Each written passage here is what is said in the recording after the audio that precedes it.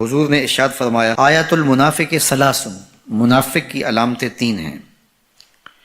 جس شخص کے اندر یہ علامات ہوں تو وہ اس نیت سے سنیں کہ آج ابھی اسی وقت میں یہ مصمم عزم کرتا ہوں کہ اپنے سے کھرچ دوں گا ان چیزوں کو، اور اپنے من کو، اپنے اندر کو، اپنے باطن کو ان غلاظتوں سے پاک کروں گا۔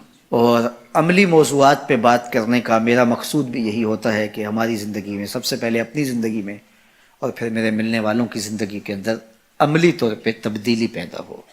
تو اس نیت کے ساتھ جب آپ سنیں گے تو اللہ برکت کرے گا۔ تو سنیے رسول رحمت نے ارشاد فرمایا صلی اللہ علیہ وآلہ وسلم نے کہ منافق کی نشانیاں تین ہیں۔ ان میں سے ایک اذا حدث کذب، جب وہ بولتا ہے تو جھوٹ بولتا ہے۔ یہ منافق کی علامتوں میں سے ایک علامت ہے کہ اس کی زبان جھوٹ کی عادی ہوتی ہے۔ زندگی میں جھوٹ سے اپنے آپ کو بچائیں، یہ زہر قاتل ہے، اندر اجاڑ دیتا ہے، آپ کا معاشرے سے اعتبار ختم کر دیتا ہے اور آپ کی رسوائی کا سبب ہے۔ دوسرا ارشاد فرمایا وَإِذَا وَعَدَ أَخْلَفَ، جب وہ وعدہ کرتا ہے تو وعدہ خلافی کرتا ہے۔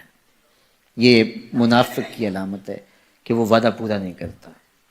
میرے حضور کسی سے وعدہ کرتے ہیں کہ تیرے آنے تک یہاں کھڑا ہوں، اور وہ جا کے بھول جاتا ہے۔ میرے حضور 3 دن کھڑے رہتے ہیں، 3 دن کے بعد اچانک وہاں سے گزرا، دیکھا تو حضور کھڑے ہیں۔ بڑی شرمندگی ہوئی، ڈرتا ہوا آگے بڑھا، صرف اتنا کہا یار تو نے مشقت میں ڈال دیا۔ 3 دن تک میرے حضور کھڑے، اور میں کہتا ہوں وہ تو 3 دن بعد واپس آ گیا۔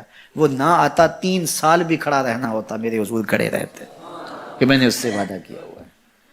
اور میں اور آپ دیکھیں کہ ہم کہاں کھڑے ہیں۔ ہم کسی سے وعدہ کریں، ہم خود وعدہ کرتے ہیں تمہیں 6 ماہ کے بعد پیسے دیں گے، وہ بیچارہ 6 ماہ کے بعد بھی جو ہے وہ 1 ماہ اور اوپر گزار لیتا ہے کہ چلو کوئی بات نہیں ہے، اور ہم اس کی موت کی دعا کر رہتے ہیں یا اللہ فوت ہی ہو جائے تو اچھی بات ہے۔ تو پھر ہم کہیں کہ اللہ کی رحمتیں ہمیں نصیب ہوں، یار وعدہ کیا ہے، اپنا تن بھی بیچ کے دینا پڑے تو دیں گے۔ جو وعدہ کیا ہے جہاں کھڑے ہوئے ہیں وہاں کھڑے رہیں گے، چاہے اس کی کتنی بھی اذیت ہمیں کیوں نہ سہنی پڑے۔ جب وعدہ کیا ہے تو پھر اس کو پورا کرو۔ تیسری بات میرے حضور نے ارشاد فرمائی وَإِذَا تُمِنَ خَانَ، جب اس کے پاس امانت رکھی جائے تو خیانت کرے۔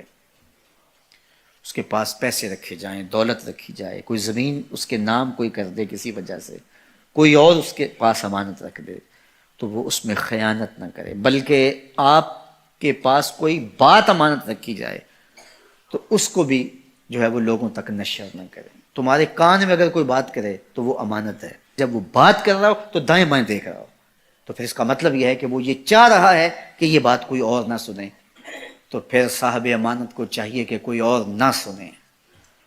یہ امانت ہے اور اس امانت کو پورا کیا جائے۔ اور چوتھی علامت یہ ارشاد فرمائی منافق جب کسی سے لڑ پڑتا ہے تو گالیاں دیتا ہے۔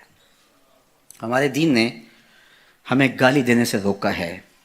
اپنی زبان کی پاکیزگی اور اپنی زبان کی طہارت کا سامان کیجیے۔ آپ کسی بھی حالت میں ہوں، آپ کے اوپر کوئی کتنی بھی زیادتی کر رہا ہو، آپ کو کوئی تھپڑ بھی مار رہا ہو تو آپ اس کا مقابلہ ضرور کریں، لیکن آپ کی زبان گندی نہیں ہونی چاہیے۔